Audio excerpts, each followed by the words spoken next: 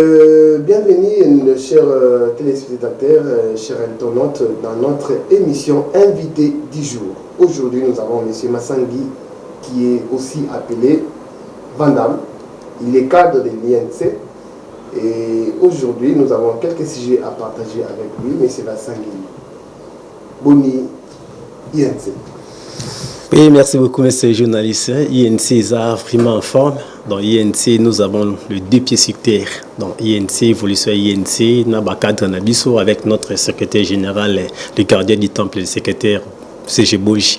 Donc, à Zokumbe la Masolo, vraiment, qui toque comme ça. Il y a le président Vital Kamere. INC Tambola toujours malade, défections athées, ça va. Bon, en fait, bien formé par Yemo. Non, nous déjà l'INC, c'est déjà il faut y autant aux participants à la réunion, au comprendre les partis on a n'ingé Tambola. Et à partir moko, il bombi batamaye les belés. Opportuniste c'était, bateau yo bazan a souci à mboka. Donc idéologie à présent na biso mutu tout so à côté à l'andaka idéologie wana. Donc on a que présent na biso azate mais parti les autres tambola lokola ka ke no yimo azalibanda. Ça dit calmeza ko matate ezate. Donc CG azo kumbela biso vraiment qui toko makasi. Donc voilà, INC a vraiment parti moko na biso sur le territoire côté par parti politique où ils a na stabilité makasi. Et je crois que INC la première partie politique. Vraiment, si on vous sentez vraiment que non, nous avons milliers de bateaux, milliers de bateaux, de soucis pour le développement en Boka.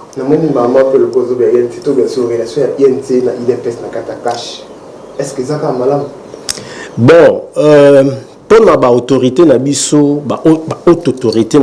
je crois que nous avons habité à niveau de pour les relations beaucoup toujours vivre na bango na hypocrisie tu vois na bango na hypocrisie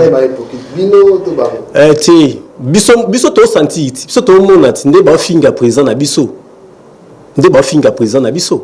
bazo traiter na tous les mots mais ba benga Vital Kamere coach parce que ba komi na ngwende ska ba vandi ba bosani mbul balamu nyoso Vital Kamere apporta pour na bango bandeko na biso ya IDPS baza na gâchette facile ya ko finga kaka ba autorité ba président ba parti politique mususu. Or politique to ça là on a niveau wana te. Politique eza bitumba ya mutu, politique eza bitumba ya ba idée. Mais politique eza te ke oboki kuna ba critiquer ba lobby boyo yo leki obandi ko finga. Ba mususu ba finga, o ba finga président na biso. Na angle bandeko na biso ya IDPS ba voisin na biso bandeko na biso wana otali niveau ya mutu azo finga président Vital otali epena okina mawa na souci donc pour na bango gâchette facile za ka benjir ngai na mona ke non relation ni za relation moto vivre na bango na hypocrisie parce que ngai na kolinga jamais famille moko boy finga ka papa nanga finga ka papa nanga même si nous avons la passion dans le sang. Mais ils ont moi quoi déchaîné où ils sont à répondre binopé trop d'injures ça dit tant que là c'est un comportement là ben qui là ça bazo ko bimisa image ya autorité na bango mabe pour biso la INC je ne pouvais jamais passer ici pour la finga président Moïse Katumbi je ne pouvais passer ici pour que na finga président Bahati Lukebu je ne pouvais jamais passer ici pour que na finga Senko.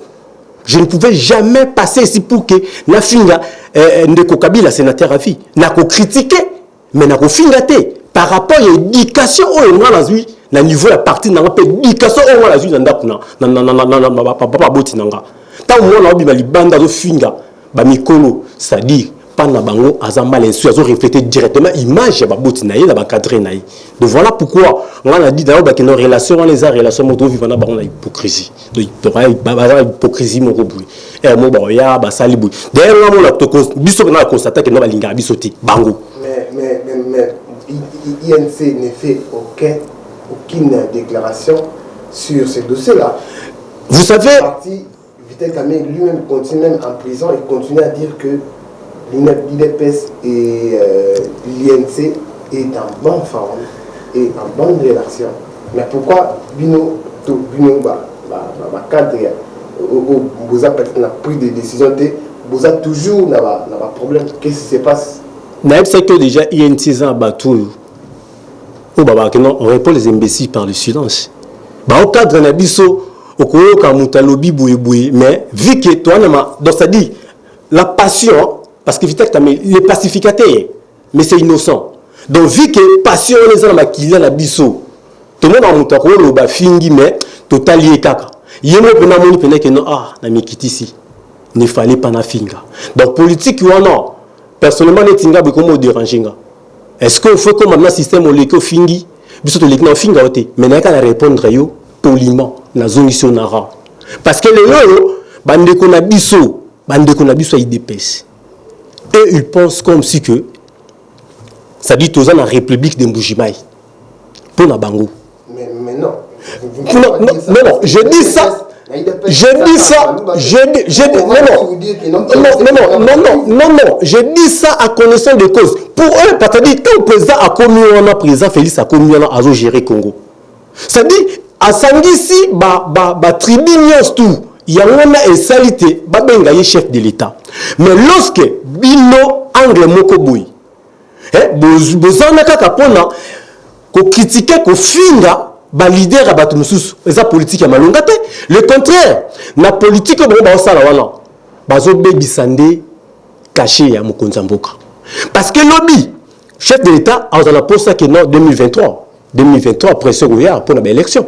2023. Parce que la banque IDPS, relire président Félicité.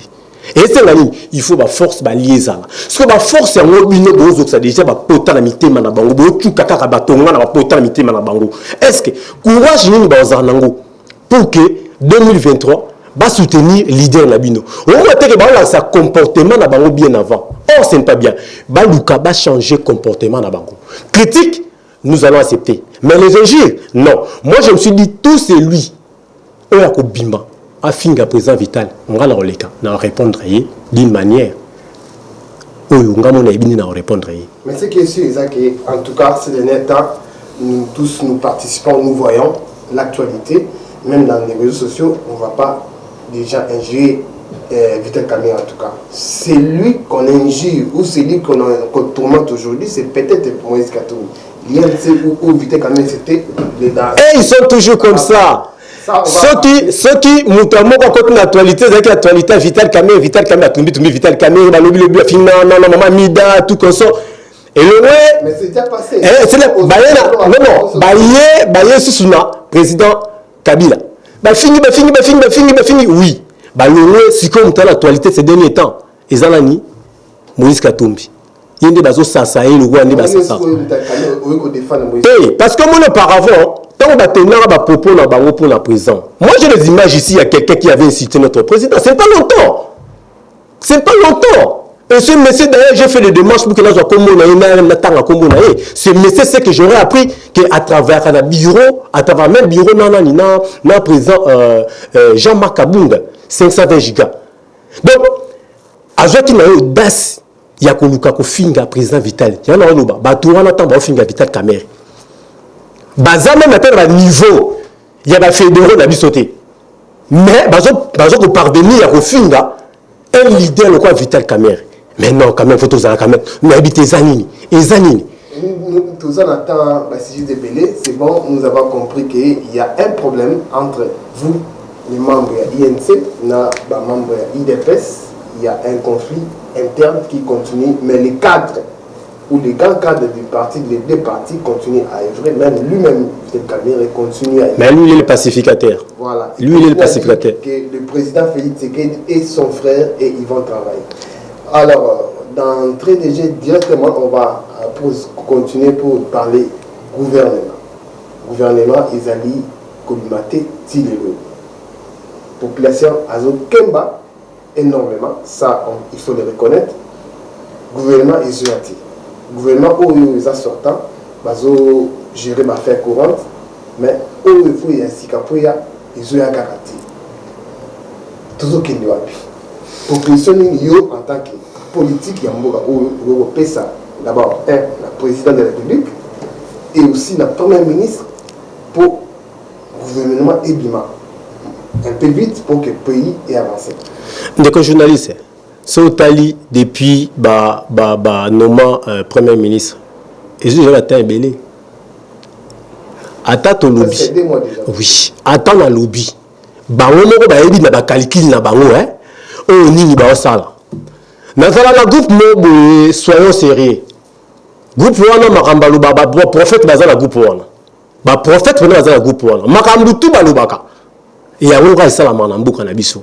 Et puis na kozonga na yo na osala mission na ko prophétiser na bano solo ko moko oyoki o mona micropé ya et sala mana kaka. De neto zawana même gouverneur Milelo Premier ministre na biso a la difficulté ma casse au travail a la déficit belé il n'a pas dans mon la terre on sorti nini tout ça pour moi loi déjà loi budgétaire c'est votamment déjà na gouvernement sortant yene wa ako sala nini na mo nini o ya ko sala ameka relever défi.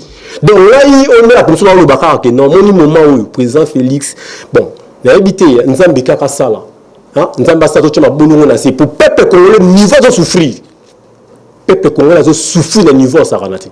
Tu peux imaginer, t'as les lipa boy, lipa à ton petit bébé, à ton petit mon amouké, libanais ba yo tourner la biso ba izinyao, ba compagnie soit disant ba compagnie, ils en profitent. La crise. Oui. Oui. Il y a whisky. Ouais. Je voulais simplement dire na autorité na biso, pe na peuple congolais. Distraction na biso reçoit na kobunda. O Moïse ité Vital Kamerhe, o nani boy. Batu wana o ba yawa. Baza ko profiter nini ya koyiba mbongo ya mboka na biso. Nene ni bakonye la congolais impérialisé musu baza awa donc moment biso to luka gouvernement ebonga gouvernement ebima bango ba ko profiter mukolo moko te to sala marche pour la lipa ekondi mukolo moko te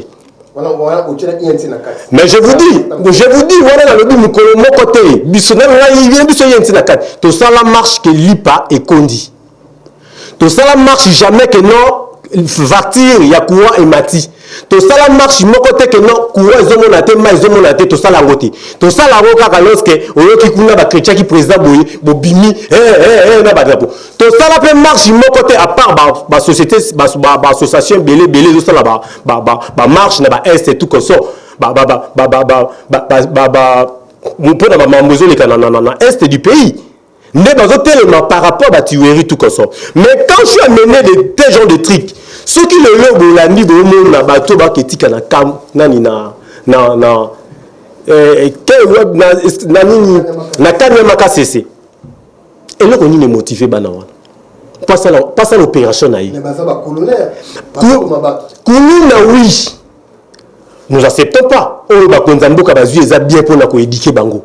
Mais eloko yo et ça la bango ceux qui ba mairie oyo ba konzia mboka na biso gouverneur abi de Kinshasa ba taxe ya ba compagnie otanga zwaka ba tenir compte pe na destruction ya jeunesse ba tenir compte que la jeunesse est coufi faut rattraper jeunesse pour la unité la pekisi vente ya mai yo mai la musi mutu ba kozo ba mesure moko te comment ba kozo ba chasser wana atene kingo peto on suika na Gombe.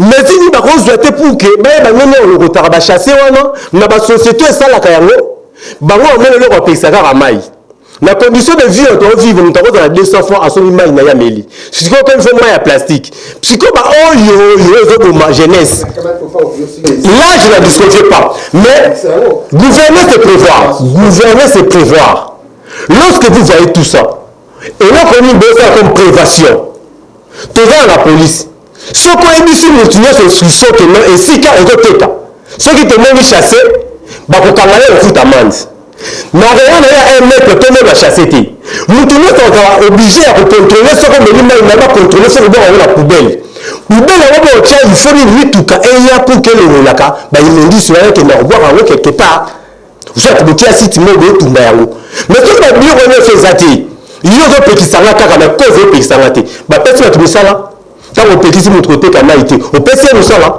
bah tu vas pas suivre de kaka wana au PC nous ça là mais on peut ici là tu sais les ça taxe va se rapport dans la compagnie bakenda bamoko nzu ba créer la société mais para biso pona nini bayeli biso oyo pona nini tomi koteka maloko na mayebo pourquoi kimbuta depuis époque kimbuta interdit ça mais suivi na mboka na biso ezalaka te ndeko journaliste suivi ezalaka te est-ce que ntango gouverneur kimbuta apetisaki babiloko oyo basalaki suivi nango mpo na kolandela basala suivi nango te sikoyo tokokontinue tina na jeunesse oyo eza jeunesse oyo eza na butu liboso na bango jeunesse oyo bakompagne eloko te jeunesse oyo bayeba te tokende wapi kuna na yese bandeko na biso bazokufa awa bango azobinaka banzembo na bango sheri tala boye na bamusicien na biso bazoyebe biso te donc congolais aza na distraction moko na motu na ye otomeka koloka comme ça ezwi vaccin ya distraction alors distraction oyo tozomona beye ba 2030 kongo oyo peut-être non, parce que nous sommes toujours colonisés. Là, on va coloniser. Indépendance, il faut que nous soyons indépendants. On va coloniser. Colonisation, c'est malamu. Dans les pays africains, dans le Rwanda, dans le Burundi, on va coloniser tout bien. Parce que tout le monde colonisation systématique. Colonisation pire. Non, non, mais vous n'êtes pas seulement là pour revendiquer, mais vous êtes jeune. Et surtout que vous êtes leader. Parce que vous le voyez pour l'écran à la TV. Oulubaka déjà, vous avez membre à partir de Mboka Olo. Mais proposez, non? Vous êtes jeune, il faut proposer. Vous savez, vous ne proposez rien. Vous savez, à l'époque, quand je fais encore un G3, si je ne me trompe pas, moi j'avais écrit auprès du gouverneur Kimbuta par rapport à la Biloko. J'ai écrit même dans l'université, l'autorité à l'université pédagogique nationale à IPN. Na komela bango mukanda par rapport à vente ya ba whisky au été kama aux alentours de l'université. Na comment? Quelle a été la suite? Mais tu n'as pas ce que suite la police il peut ça dans l'amboana. Basala amusala ni. Tant ba mona mutayo kani mutazo dans la cuite. Akati mutazo kisi mutu. Donc todo tembe makambo bile de échapper biso. On va te donner la tête de la photo mais on rattrape.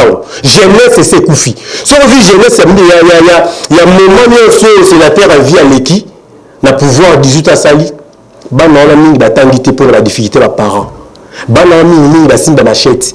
Bana mingi ya monyo baza kuna la kesa la bilanga la service national. Bana mingi le to mona. Surtout nous comment ya ko récupérer jeunesse bana na mikela tikali. Ko pekisa système ya vente ya ba whisky et ba kata yango ba kanga ba izini wana. Ya wana bina travailler na ba organisme mususu.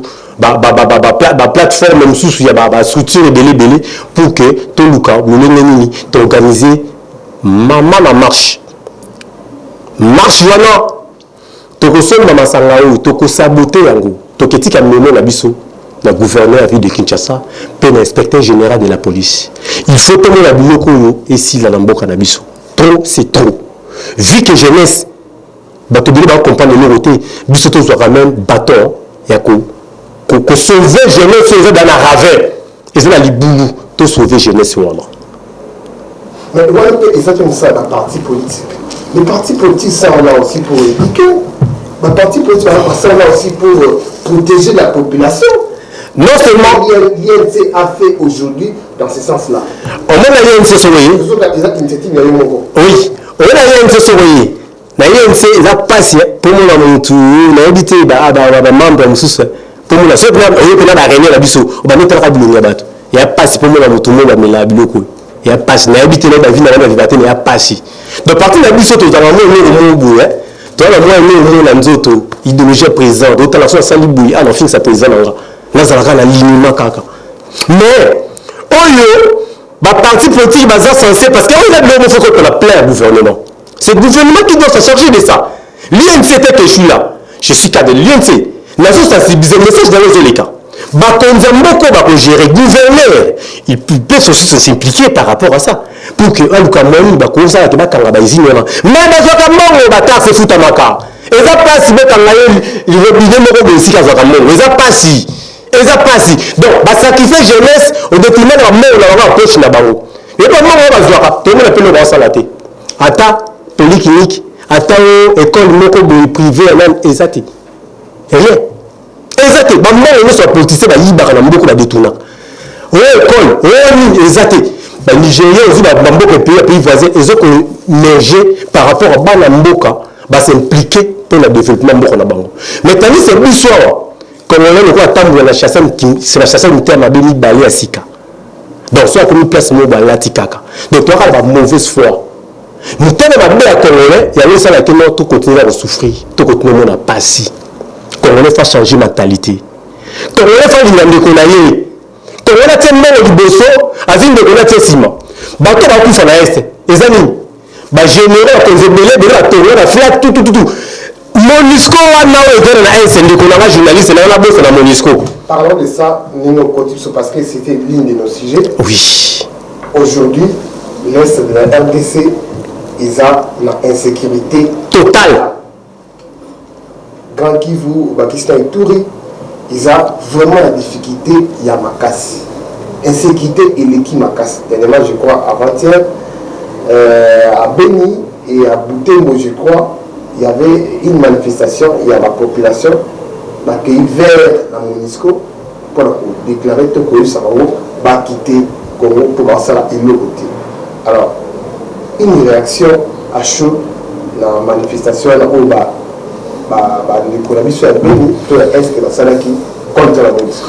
merci beaucoup pour la question. La ligne a anticipé, mais vu que opposé a une question, vraiment, on avait qu'on remercie jeunesse à Est.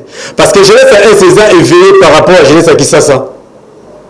Est, c'est comme la jeunesse, on a éveillé. La béquille, on va bravo. La félicité, bango. Par rapport, il y a combat au Banyo Bunda.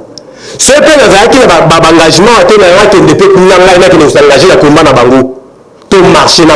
il faut Monisco et Kende. Monisco est la copie. Monisco est la copie. Il faut protéger la business, la minerai, la coltan, tout. Papa, ataye moko, mboka nini yango batu bakufa kakaka. Si c'est 23 ans, bakufa kaka, solution je m'arrête. Communauté internationale dans le Bélarus, la force peut-être dans le Bélarus. Bavon nani, nous sommes les ba diminuer population est. Ba diminuer population est. Comment que le nani ya okata mboka na biso. Wana za mission bazana. Parce que chaque jour on doit battre. Ils ont découragé lorsqu'on va dans mboka na maman ça na quitter na kenda ta place mona tika territoire des ala vite. Ba bongo chef coutumier nous sur la 6 ça ba okuna. Ba jeune ba aussi ça ba chaîne. Tuerie chaque jour, matin, midi, soir. Il faut 20, 30. Pourquoi? Ambassadeur, non pas pour finir. Il y a comme le petit monde entier. Mais le monde est resté. On a besoin qu'il a rougité. On a besoin qu'il a rouge. Peuple que l'on a la baronnie. Richesse n'a pas besoin de tout faire là. Richesse n'a pas besoin de tout faire là. Mais si on a besoin de richesse, on a besoin de minerai la biso. Bon, il y a tout vendre tout cela là. Il y a un pourcentage de choses à donner. Peuple congolais pas bénéficier. La ressource la richesse. Pourquoi on est que le peuple congolais? Pour la mini, tout le monde ambassadeur aux États-Unis, à communal, chef d'état-major, il y a armée, tout à communal ministre de la défense. Pour la mini, Boussol, il y a Birambo Kanabiso. Pour la mini, Boussol, il y a Birambo Kanabiso. Non, on a fait ça. Pourquoi la ligne qui la météo fait vraiment si mamouké. La zone si mamouké. Non, non, non, Vital Kamere. Il y a un sur tout le monde là. Et c'est même le cas de veiller, Kabouné, moi, Félix, présent, Fatu Béton, pour que ça va jouer dans bien. Mais il y a un autre monde. Mais il y a un autre monde. Congo, toujours qu'il y a wapi. Toujours qu'il y a Congo wapi. Peuple congolais, tous en conscience. Peuple congolais, totalement. Il n'est pas maintenant que notre jeunesse est bunda pour encourager vraie indépendance de Mbokaou, car la colonisation continue toujours. Donc, comment tu es vraiment sur la musique, tout ce qu'on a quelques minutes, si il y a Est, ils ont tellement Makassi, ils ont la même mawa. Et ça, même mawa, on peut pas s'en passer comme ça, parce que la population continue à souffrir. Maintenant, quand on a mis tout chaque jour, et jusqu'aujourd'hui, pas de solution. Et c'est pour cela nous appelons que la population Bazala Yaoulamoka. Si j'ai à Souka Otolobela, ils ont dit actualité toujours. Hier, ils ont dit centenaire, il y a Simon Kimbao. Simon Kimbangu, lobby le 6 avril à Koksaki, 100 ans depuis la mission, il y a évangélisation. Alors, il y avait une manifestation hier dans Kamba où le président avait fait partie. Au cours de cette manifestation, le président a demandé aux sénateurs et députés d'instaurer la journée du 6 avril comme journée fériée, chômée et payée. Alors, quelles sont vos impressions sur ces propositions? Merci beaucoup, de journaliste. Donc, quant à moi, par rapport, il y a un discours du chef de l'État dans Kamba, qui le 6 avril, il est à la journée chômée et puis payée.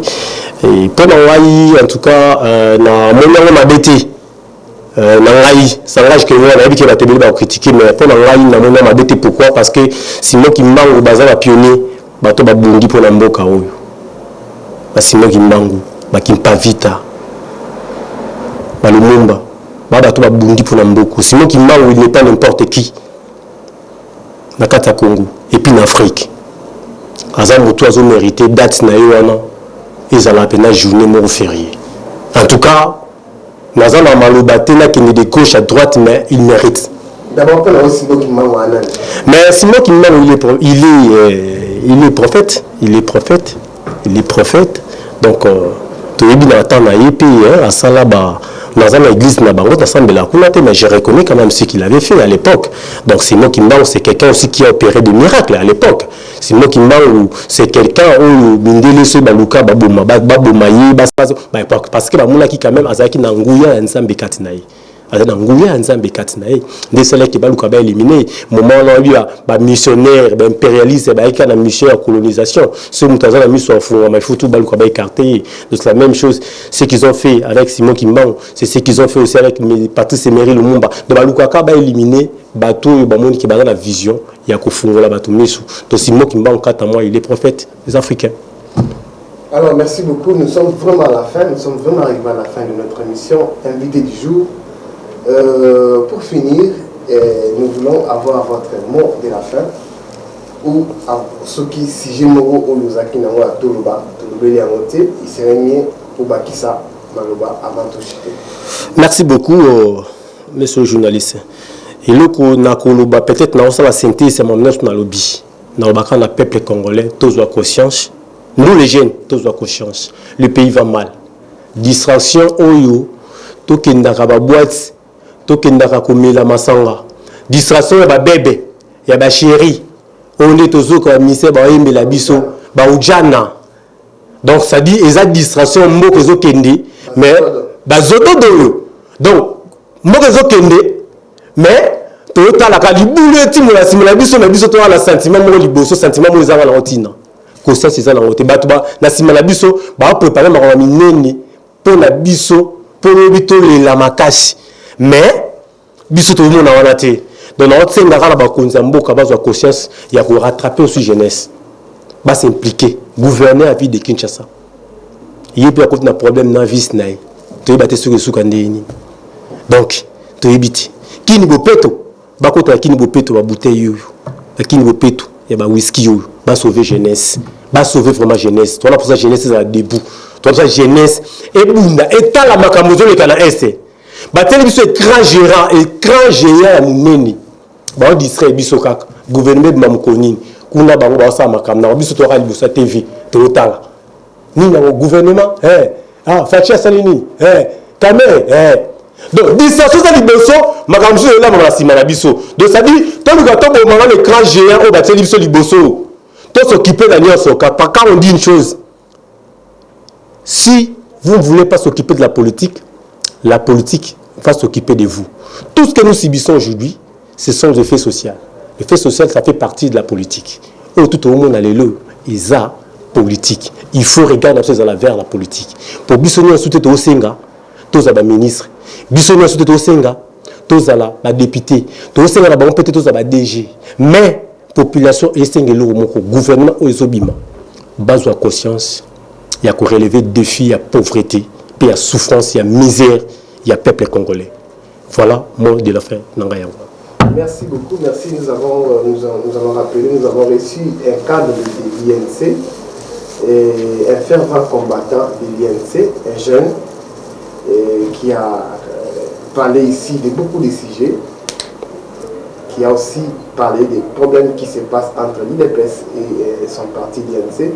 Il a aussi parlé de son leader qui est Vital Kamerhe, et nous avons aussi parlé de l'Est et aussi de la sortie du gouvernement, et sans oublier le 6 avril qui est une journée qui sera instaurée bientôt, nous allons espérer, qui sera instaurée comme journée fériée et chômée.